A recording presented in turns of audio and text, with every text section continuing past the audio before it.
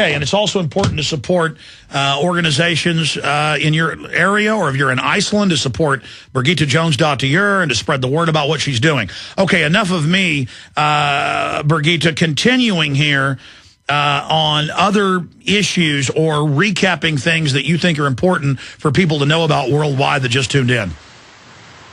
Yeah, well, I have to say I had a very interesting week last week, because I was invited to go to the European Parliament to speak about freedom of expression in Europe. It was an organization inside the EU Parliament called ALDE, which is sort of a collaboration between liberals and Democrats. And it's amazing to hear how bad the situation is in Europe, because Europe always claims to be, just like the United States, the cradle of democracy. And at the same time, people are forgetting what the foundations of democracy is, and that is basically freedom of information, freedom of speech, and freedom of expression. If we don't have that, we have no freedom. And one thing that I have also figured out from just working as a legislator is that parliaments increasingly, from the parliaments that I have been looking at and the Icelandic one, have given away their power to create laws into the hands of the ministries. And who creates the laws in the ministries is the lawyers. So basically our free world has been taken over by lawyers, and I find that to be a little bit disturbing. And I find it to be extremely important that parliaments reclaim their powers as well, because parliaments are supposed to be this bridge between, or a reflection of the people that they are representing. And it is important that we do not have only professional politicians running the show. It is very important that ordinary people have a chance to reflect in a real way the real people that they are supposed to be representing. Anyway, I met also about 10 days ago Bill Still. He was here in Iceland. I don't know if you know who he is, but he created the Money Masters some years ago, and had the honor of being in a segment that comes along with his newest film. He was talking a lot about, like very many other people that have come to Iceland or gotten in touch with me, about an alternative monetary system. And I think that is very, very important. It has to be the next step that we'll do, is to find ways to have a completely different monetary system than we live with today. I find the fractional reserve banking system basically to be criminal. The way the entire financial world is run is criminal. And so, but we have to find solutions that are more in tune with reality, so we don't have these endless bubbles blowing over our worlds and sucking out the last riches that we have.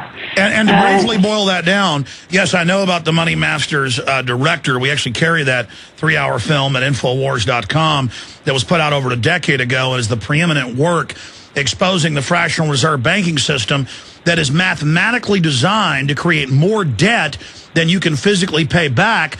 And within a generation, the bankers get incredible power while the bubble's expanding. And then when it implodes, they fully enslave you. That's what's happened to Africa, Latin America, and poor areas of Asia. It's on record that the IMF and World Bank have done this, and now they're doing it to Greece. What is it like for you to see Greece? Iceland says no. It turns out the banks admit Iceland didn't really owe all this money. Most of the debt was their debt. They were making you pay it.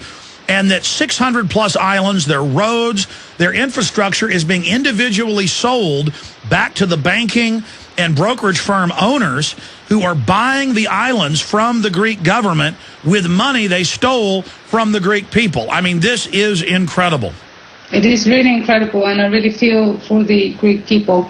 And I've been collaborating a little bit with some people in Greece, and managed to get together. There's an international organization called ATTAC, ATTAC.org,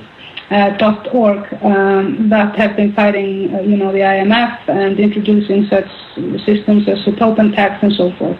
But we have not been saved in Iceland, because what the government did is that they put in the newest contract with the IMF, because we are having our third review, they put in that we would actually pay back, and that we would compensate reasonable taxes, which is totally against what the nation voted for. Okay, so see, I've missed this. Last time I checked, you've been in a year-long fight.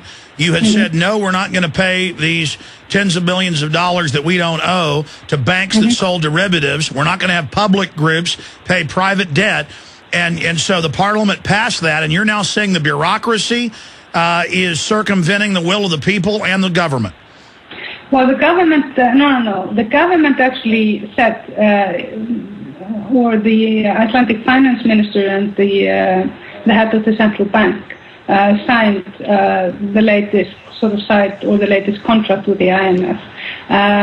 What the nation did actually vetoed what the parliament had passed as the new contract about ISAF last, when was it, in January or March?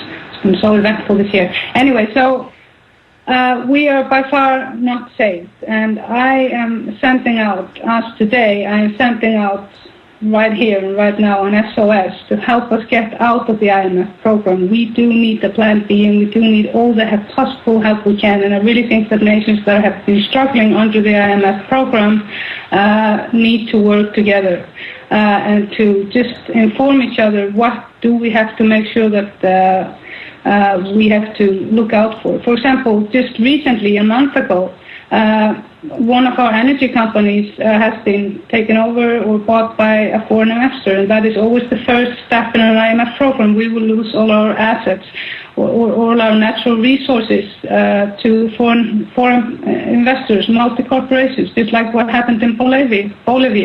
When Bechtel privatized the water and even the rainwater, you had to pay for that.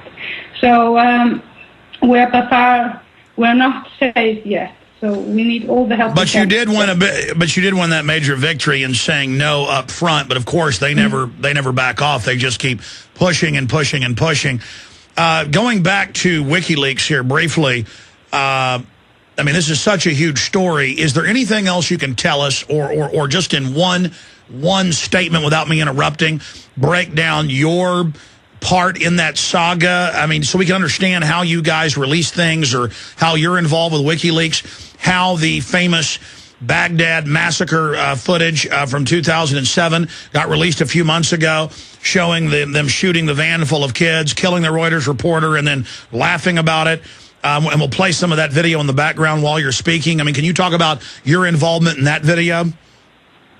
Well, I started to work with a couple of people from WikiLeaks, Julian Assange and Daniel Smith, in relation to, ask them to help me and other organizations here in Iceland because they have such incredible insight into where laws are weak and where laws are strong when it comes to information and protection of sources and whistleblowers and so forth.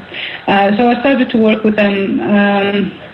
And we had probably around 10 people from different parts of the world working with us, legal experts and so forth, when it comes to legislation in this regard.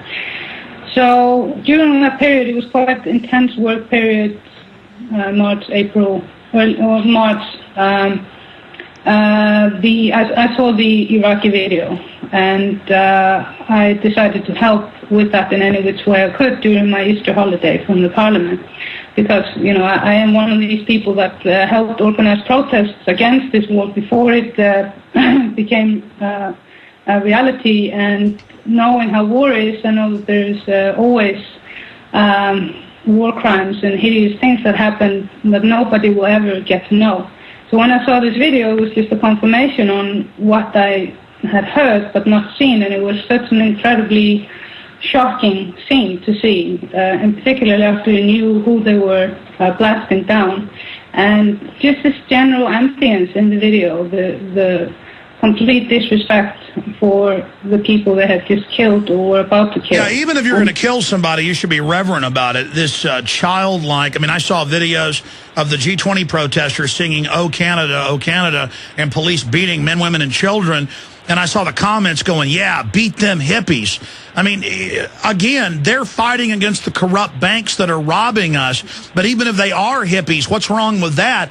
Why would you support an injustice? Why do people feel like they're winners when they kill some kids or beat some women? I mean, this is sick. It is